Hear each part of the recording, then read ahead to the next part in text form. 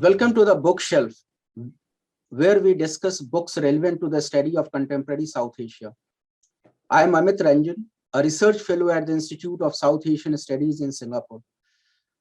Today, I will be in conversation with Dr. Ilyas Chattha, the author of The Punjab Borderland Mobility, Materiality and Militancy, 1947 to 1987. This is the book, the hardcover. Ilyas Chattha teaches history at Lahore University of Management Sciences, Lahore, Pakistan.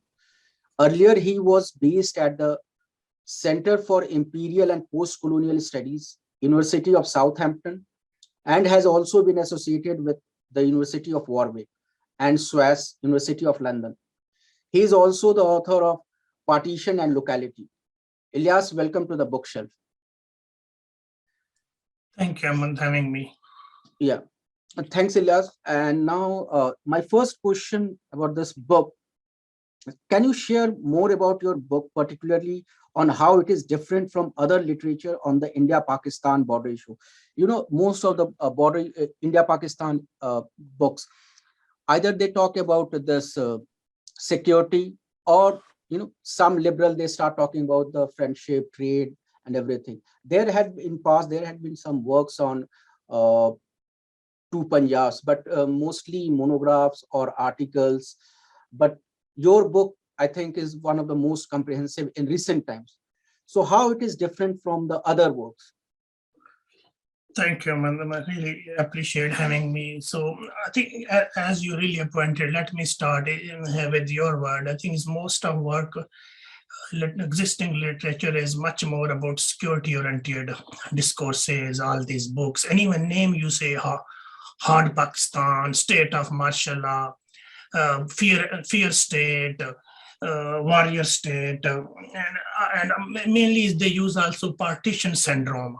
That's related with all these security-oriented. And then after 47, related with Jammu and Kashmir and all these security-oriented border coming, and there was a relation from the beginning, was bitter through partition, then start with Jammu and Kashmir, and then all these discourses coming in a different way. And then as a whole, they mention border as a closed border, a hard border from 47 onward. But in this book, really, that's the background you mentioned. In this book, I especially start from 47 onward. What I'm really arguing in this book, that was not the case. It was not hard border. That was soft border. There was massive movement of people for trade, for ideas, was on both sides of the border, was continue after partition. It was continue not in first couple of decades, just continue next, really till 87 or till 50 years of Pakistan. That was not much border there. It was a Burji border.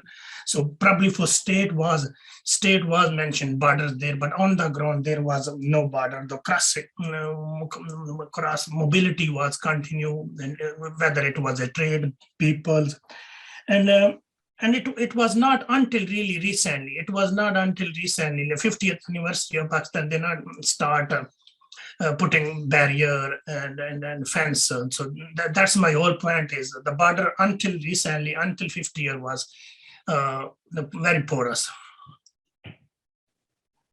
Yeah, if you you have also discussed comprehensively in your book that how after partition, the people from the two Punjab used to cross the border, and it become very difficult for them when the border suddenly turned into hard border, looking at the security aspect and everything.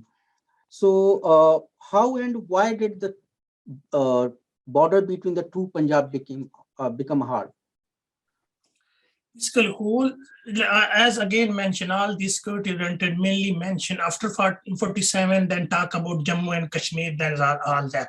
That's basically happened. That's correct, but happened on only one section of borders. That's happened in one only section. Now, if you calculate Pakistan borders with India is quite long, but it was not between India and Pakistan. It was not on Kashmir and any other issue between external. That border became hard, and what is really arguing, that's one of chapter on this one, last chapter, then border became hard because of some internal issue of India, because of Khalistan movement. What we call really is that was much more internal, and Pakistan state was sort of supporting that, and massively infiltration was coming from India to Pakistan, and there was massive guns and drug was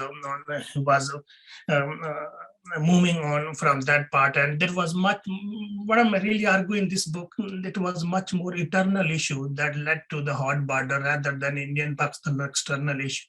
And in only that, therefore, my book ended in 87. Therefore, I'm saying in 87, first time Indian Parliament passed something related with barriers that need to put fence. That one start probably 20 kilometers start with the Lahore, nearly Lahore and Amritsar, and then that was the first time they ponder or considered to put a fence. But before that, 40 years before, there was no any fence. There was a tiny made burji on the border. So that what whole argument is, it started with Khalistan movement. It was not about Kashmir or other Pakistani international or external or internal issue. It was only for one reason.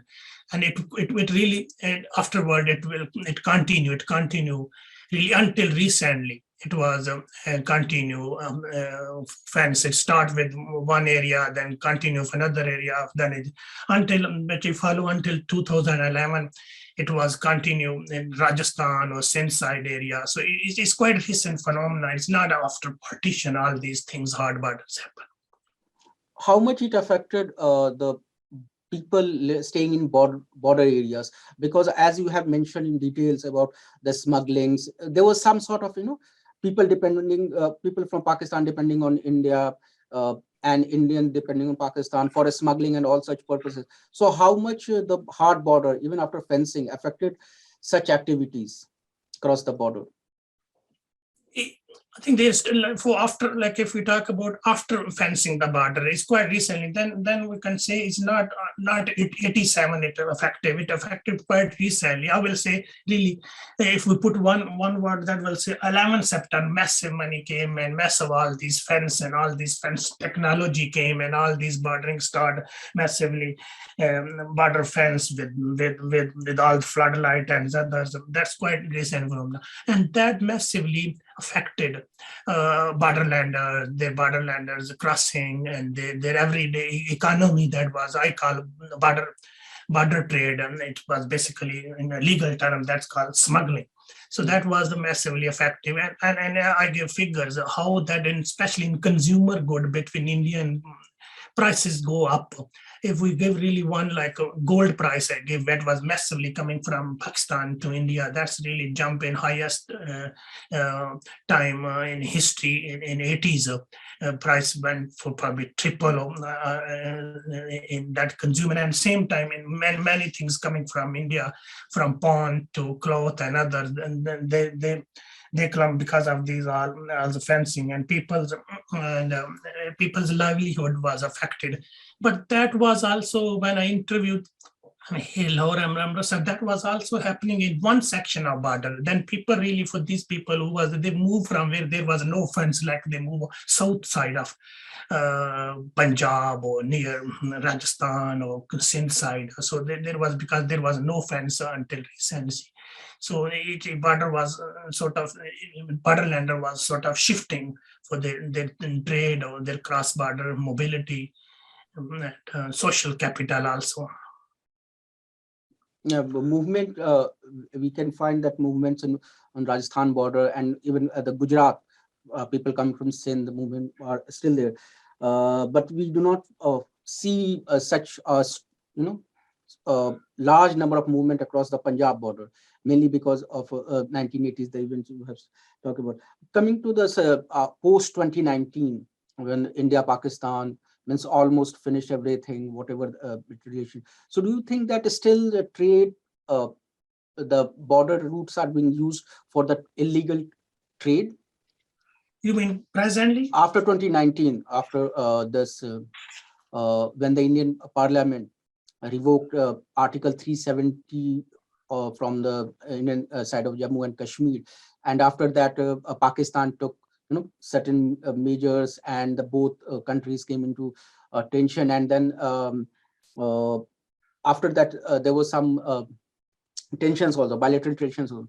So they said that we are not going to trade between. So what happened means, how it is now, means whether the trade is taking place between illegal or smuggling is taking place, or still they are still waiting. As a whole, really, in this book, not much talk about legal, or what you call legal or illicit or legal. I talk much more borderland was involved, all these border trade or social capital or interaction. But let's see what you're talking about, quite contemporary or recently, what happened, all these. Yes, it's always happened really when state to state level, all these trade or mobility stop. But for borderlander, it's still continue. It's continue after 47. It's continue after 1965 war, 71 war, Khalistan movement. It's quite recently. It's also going on massive level. But pattern change. How can pattern change? I can give you example. Oh, because there is fence now.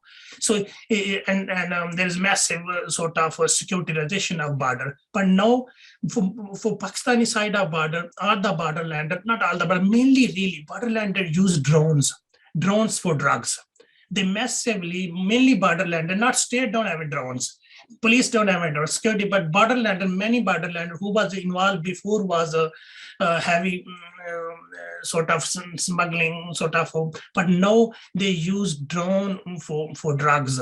And I think technology, the WhatsApp is there, and the particular timing, they fix that time, and exactly there is many disposable drones. They use it for that. Price is so high in India compared to Pakistan. So and that's one part. The borderlander use and also some like professionalism is became industry. But here you need to differentiate what is state narrative. Here, state narrative, because a couple of years back, Pakistan was saying nearly 2,000 drones they captured. And they paraded on media and show another. They were saying that was a spying drone. That was basically coming from India, they spying, they taking some maps and other. But basically, what my research showed, that was basically for borderlanders, for drug user, and then but on the state level, for popular perception, imagination, that's a much more on spying sort of narratives rather than individual borderland activities. So you talked about this the social capital, and you have I read the book, and you have mentioned about the between 47, after 47, people from to Punjab, they had a social capital, and those links were used to for this smuggling and other purposes. You have also mentioned how the smuggling groups, they were aiding each other in India and Pakistan. So do you think that such links, such social capital still in the two Punjab, that is still representing two Punjab? I think I'm a historian. Let me take you a bit in history. Really, after 47, what happened really? There was all the borderlander. There was no really borderlander. They never heard about borders. They never heard about passport. They never heard about what is this permanent. I think there was different peasant community living on both sides. On Pakistani side, then mainly was really like Sikh community. And they was basically sort of landlord, and Muslim was mainly tenant. After partition, they move another side of the border, and migrants came, they settled down. And for many local, there was no alternative livelihood option. And soon after borders, there was no demarcation even till 50s. And these borderlanders, mainly for farmer tenants of Sikh, activate their social capital or whatever interaction with their farmer landlord Sikh, and they start border works, what I call border works. You can call it smuggling. So then the massive level, both side interaction happen. That was basically for social capital. That was happened but massive level. If you go for figure, that was mainly for border trade, for smuggling, and that was far more than official or legal. And because there was a attraction, language was same, identity was same. So I think that they hide identity. So there was many really in Delhi, Amritsar, there was many kinship relation was there. They know the navigation knowledge about these border landscape, border was porous. So all was they all was working till really, and they all coming till 87. In 87, what state did? State capitalize these social capital, and state